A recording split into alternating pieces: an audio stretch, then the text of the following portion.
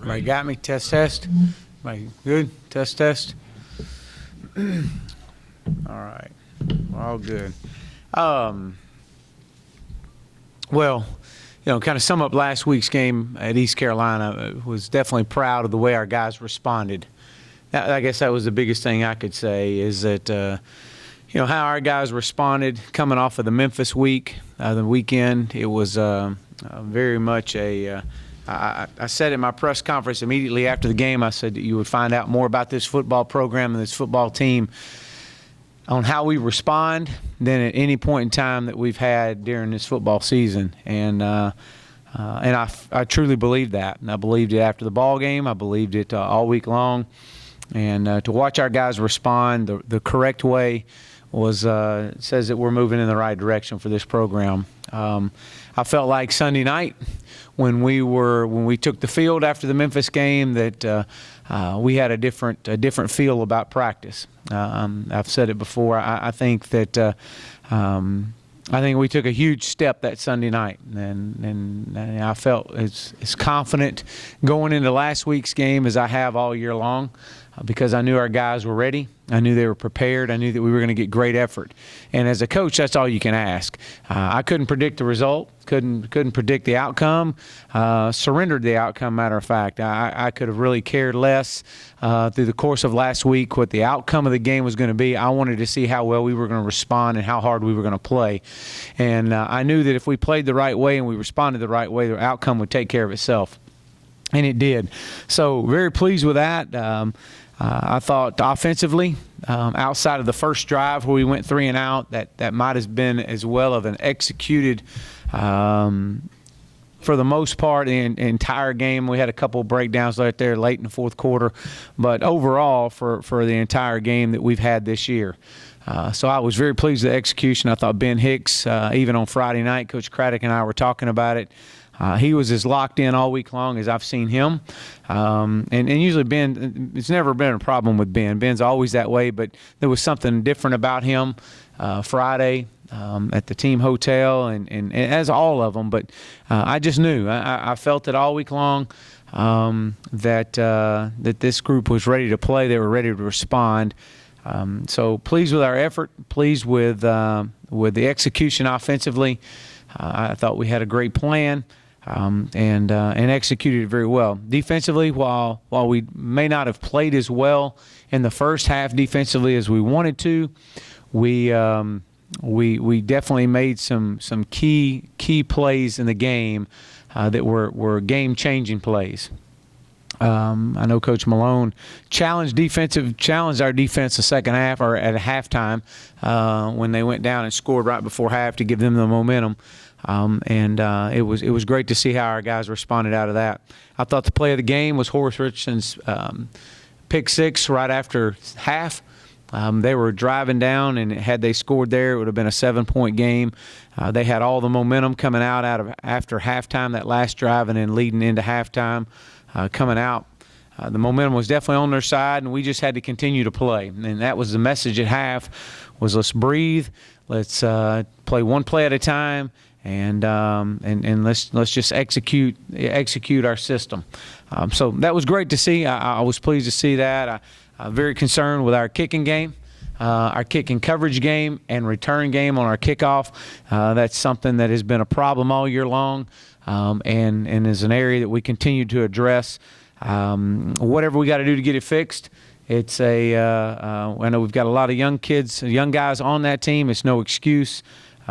Whatever we got to do. If we got to put Ben Hicks on our kickoff coverage unit to run down and make tackles, we'll do that. But this is they're not playing up to our standard, and that's the challenge that we have right now with these guys. And they'll respond.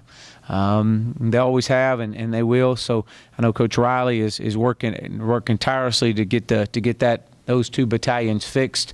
But overall, I love where we are in this program right now. I think definitely, I told you after the Baylor game that I felt that this program was trending in the right direction. I didn't know what December would bring us, still don't. But I know this, that we're definitely a football team that has improved. Outside of one performance against Memphis, has improved drastically this year. And sometimes when you have to teach a program how to win, sometimes you have to you fall down when you do it, and you just got to make sure you're falling forward. And we definitely showed that even as bad a performance as we put out there against Memphis, that we fell forward because we got up and responded the right way. So excited about this week. We've got a great challenge ahead of us this week. We got the number 7 ranked offense in the country coming in. Quentin Flowers is as dynamic of a football player and a quarterback as we've seen this year. He's playing at an exceptionally high level, and he definitely poses some huge challenges for us defensively. They've got a really good running attack. They're very explosive, averaging over 43 points a game. Coach Taggart has done an incredible job in his 4th year with this program. He's recruited exceptionally well, and those guys are definitely playing and have bought into his system. Defensively, they have they've had some injuries through the course of the year. They're very talented. They run exceptionally well. They've rotate guys in up front and try to keep them as fresh as possible. I know that they've given up some points, but that's no indication of how hard these guys play. These guys play exceptionally hard. There's, this league is loaded with some high caliber offenses, and I think you look at anybody in this league, you see that. And so to ask a defense to come in there in this league and on a consistent every Saturday afternoon or evening is tough. It really is. And so I think one of the toughest jobs in this league is being a defensive coordinator. And so, but these guys are very well coached. They're sound. They're sound in the special teams. They're at the top of their division, them and Temple. I know Temple has the head-to-head matchup on them, but it's definitely a battle for that division lead. So I know we're going to get their absolute best, and it is a great opportunity for us to get back into our home stadium and play to our caliber, and that's what I ask us to do: play to our standard. So with that, I'll open up for questions.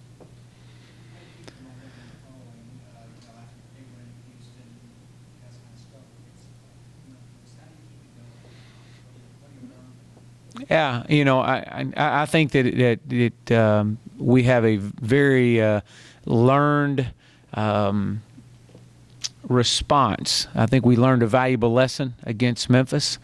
Talking to the players about it, how they prepared. They wasn't quite the lock in. They weren't dialed in quite as much. Looking back on it, there's some things that we could have done different. I could have done different as a head coach, and so I made sure I didn't make that mistake again. And so, from a head coach, it works its way down to our assistant coaches. It wasn't that we were very laxed in our approach against Memphis, because that was not the case. It's never the case. It was just the fact that sometimes when you teach a group that hasn't won before how to win, there's a lot of variables that come into play. And so we learned a valuable lesson, and I think the motivation for where this team is right now and where this team can be in basically less than 2 weeks is remarkable when you start looking at where we've come from. So there's great motivation. Our seniors are in their final 2 games at home, and I know they don't want to let an opportunity pass them by that we would regret. So I think the motivation will help take care of itself. There's some things that I'll do as a head coach, throughout the course of the week. But I think these guys were excited to get back on the field Sunday, and yesterday was our academic day. So today we're excited to be back out there.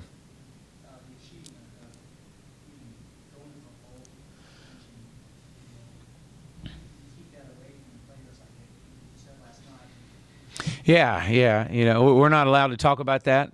I'm not letting them. I don't want to hear that word in here. I want to hear how we're going to respond today, because I shared with them in less than 2 weeks we're going somewhere. You may be going home, but you're going somewhere, and the only thing we can control is how we respond every day, how we respond today. And I did say it's okay to visualize. it's okay to visualize what our locker room would look like, but right now that's so far from where we are. We can't waste any energy on talking about that when we've got a huge opponent in front of us over the next 2 weeks, and so we've got to focus on the SMU Mustangs and how we prepare. A week ago, you said you were particularly disappointed with the performance against Memphis after what you had called a good week of practice.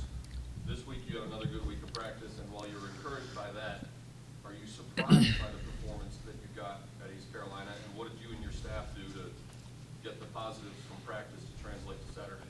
Well, I'm not surprised in the performance that we got Saturday at East Carolina, because that's what we expect every week.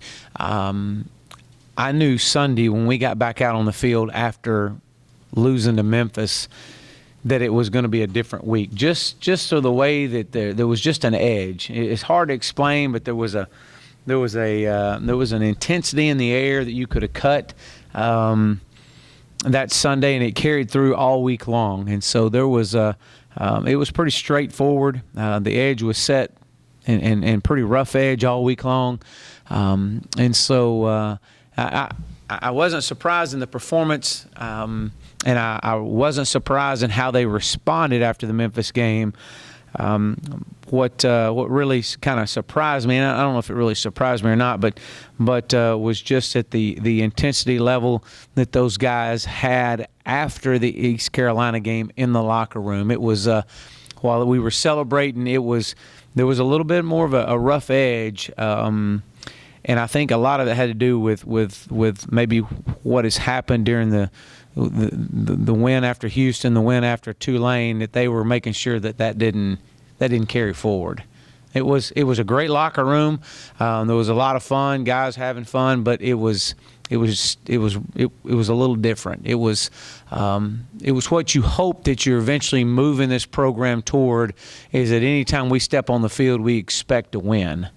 And where winning doesn't surprise you. Oh, okay, we did that now. So I think we're moving in that direction, and I think that was great to see. You guys are 12 or 18 or something like that. How much of that is just guys doing their job? How much is game planning or what? Well, I think it's a combination of a lot of things. I think that obviously we had a great plan. Coach Craddock had a great plan. Offensive staff had a really good plan defensively, and our defensive staff did on third down. Anytime, third down is where you win ball games. I mean, that's where you win them at. When you're effective on third down, championship caliber football is right around that 45 to 48% conversion rate on third down. And when you can hit that, you've got a chance. And it's those games that you don't, then you see yourself struggling. So I think we had a great plan. I think our guys understood the plan and they executed it. So it was really a combination of all those. Earlier this year, you talked about how Jordan Lyons playing with a lot more confidence. What have you seen change in the course, especially after this last week? Yeah, I think Jordan is still has great confidence. I think he's still playing exceptionally hard. I think that when you got Horace on one side and Jordan on the other, they're going to try to they're going to find out who's on that night, and then they're going to stay away. I think you saw a little bit of that the other night, but obviously maybe Jordan didn't have quite the performance that he wanted to have. But he still made some plays for us, and I think he's got a guy that still has incredible confidence and believes in his ability. And when you're going up against the number one receiver in all of college football, and they move him all over the field, I mean, you got to be on your game. Coach, this week is your Teal game. Can you talk a little bit about that and how it came to be? Yeah, this week is we'll raise awareness for sexual violence and domestic violence. This is something that we've started back in August. Brenda Tracy came in and talked and had a very powerful message for our players and our staff. And the platform that we have as coaches to be able to make a difference, to be able to take a stand and really bring to the forefront with our young men of we as men in a community and a society in general can do something about it, and raise awareness. And so we've partnered up, and our foundation has as well. Paula and our foundation has partnered up with the Genesis Group here in town for domestic violence, and our players have asked to take a stand, and we use the hashtag Not On My Campus. So you'll see that this week. You'll also see a combination ribbon, one ribbon of that's a part purple and part teal. Teal being sexual violence, and purple being domestic violence. So you'll see that, and we'll have Tracy will actually be at the game, and so it's just a great opportunity for us to raise awareness in our great city and across college football and the landscape that we have. This is something that's been planned for quite some time. And again, I've said it before, and if all these young men that play for me and play for our program, if all they get out of us is just to become a better football player, then we've failed a lot of people in many ways. And so this is an opportunity to help them raise awareness, to bring to the forefront that we're taking a stand, and we are definitely doing that this week. When you look at the situation in front of you with 2 home games like this, how important is it to generate crowd support, and how do you feel it's gone this year in terms of attendance? Yeah, I think if you look at our overall attendance, it's up. Probably drastically it's up, but yes, definitely the last 2 weeks you'd love to get a full crowd in here. I think for where this program is going, I think it'll continue to grow. Everybody wants to support a team on the rise. Everybody wants to support and be a part of a winning program.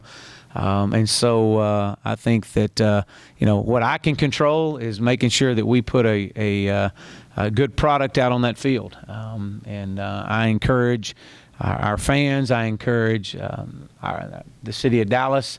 You get a chance to come out and support a good cause this weekend, and watch these young men raise awareness, and also finish up this season at home over the next 2 weeks. And so I definitely think that this is and I've said it before, that this is a program on the rise. And when you look and you got almost 94% of your outcome is produced by freshmen and sophomores, it's a young football team. And in terms of building that, and you would reach out to the city and Yeah. feel a positive response from that? Well, I do. Obviously you continue and you want more. I mean, I am a part of Dallas. I've grew up here, and this city means a lot to me. And because of that, we've reached out. We've really been a part of this community. And it's not just me. I mean, it's our staff, it's our players, it's Paula. And we've really extended ourselves to be a part of the city of Dallas, and to be a part of different causes throughout our city, to let them know that SMU is very much a part of Dallas, and Dallas is very much a part of SMU, and so. But as a head coach, that's what you do. You set examples and you ask for support, and that's one thing that we continue to reach out for, and as we do, we need to continue to fill this stadium up. And I think there's a lot of people. I think there's a whole lot of people that can help out. I really do, and I think that I think you got a lot of people on campus, a lot of people in our departments that can really help us out as well, and continue to push for the city of Dallas, and have. And so I look forward to growing this and watching the fan support come out. And but it's definitely meaningful, especially to our players and to this university. What injuries can you update after the East Carolina game? Yeah, Daniel McCarty didn't play. We'll reassess him today and tomorrow. I'm hoping he'll be back. Outside of that, I believe that I think he was the only one. I think Daniel was it in the offensive line. Braden West is obviously played last week. He's continues to feel better, so it's good to get him back healthy. Blake Carlisle is out. He will not play this week. I don't know of any more from a defensive standpoint. I think we're for the most part healthy. You know, everybody at this point in time of the season is it's a mental grind. I mean, that's what it is. You know, I've said it before. I was telling our players this Sunday night. I mean, November is a mentally challenging month across college football, and it's you've got to be mentally strong. You got to be able to focus on just what's in front of you, because you can't look beyond. Even though the season is close to ending, you cannot look beyond what's right in front of you. And I think that's I think you've seen that in the landscape of college football this past week. It's very easy to lose your mental focus. Everybody's banged up right now. Everybody, from the number one team in the country all the way down to the last ranked team in the country. Everybody has got bumps and bruises and banged up and sore, and maybe not quite as fresh as what you were at the start of the season. It's a mental tough grind right now, and that's where you've got to be strong and how you prepare. You can't lose one edge about how you prepare through the course of the weeks. You've talked a lot about how so much of your production has come from young players, and now you're facing 2 games where you've got to win at least one. Do you worry about the young guys, especially getting tight, nervous, and if so, how do you and your staff help them manage that? Well, you know, not really. You know, you just focus on, you know, what's got us to this point. You focus on just the preparation of today. You know, a lot of things, you know, when you start looking at teams across the country that are young as we are, they, you know, a lot of these high school kids, their season was over with a week ago. And so now that they see that they still had 2 and 3 games left, it's you got to just make sure that they understand, hey, look, this is part of the process. You you can't focus on the end result. You got to focus on just today. And so that's our approach. I mean, we're gonna get out there and work hard, and it'll be really interesting to watch these guys respond. I think our senior leadership helps out a lot because they kind of show the way for some of these younger guys.